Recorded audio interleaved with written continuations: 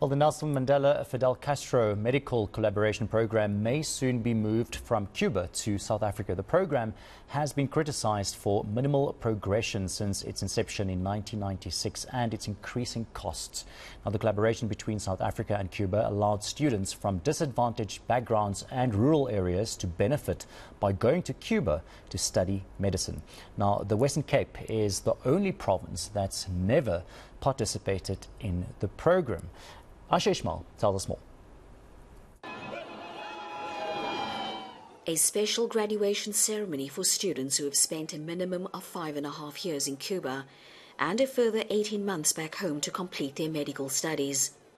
Since 1996, the Nelson Mandela Fidel Castro Medical Collaboration Program has produced more than 2,500 doctors, some of whom have gone on to become specialists.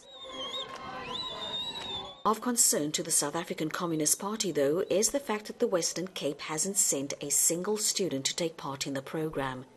We are here for two reasons. One, to support the graduation taking place here, right? And also to make a call to the national government to see to it that they directly select deserving students from the Western Cape to participate and benefit from this program.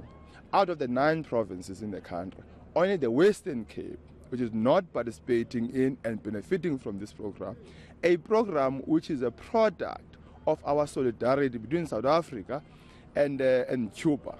You know, and we're saying, look, the provincial government's reluctance to ensure that the Western Cape participate is a problem. The national government must do everything and anything possible to ensure that the people of the Western Cape benefit.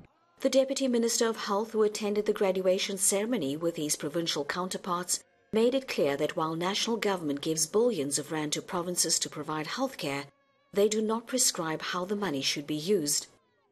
The program, it seems, is not without its flaws, among the reasons why the Western Cape is not participating. We are persuaded, we are listening to those criticisms, and we are probably thinking about bringing the PrEC home, and maybe at that time, watch the space, maybe within a year or two, the program might be finding its own roots here at home. But Lomo says the program is an excellent one.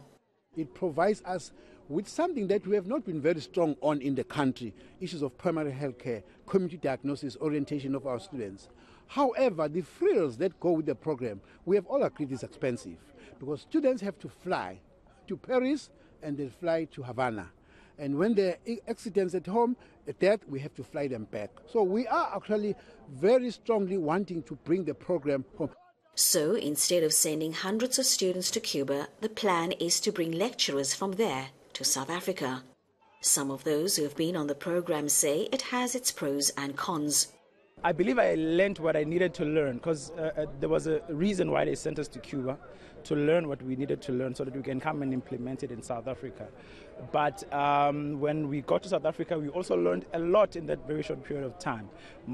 I personally believe that it was much more than what we had learned in Cuba. The reason is because the burden of diseases they have in Cuba is not the same as what we have in South Africa. So even how the health system is structured is a bit different. But obviously Cuba has a more preventative approach, which is what we need in South Africa, and that is the whole point of taking us there.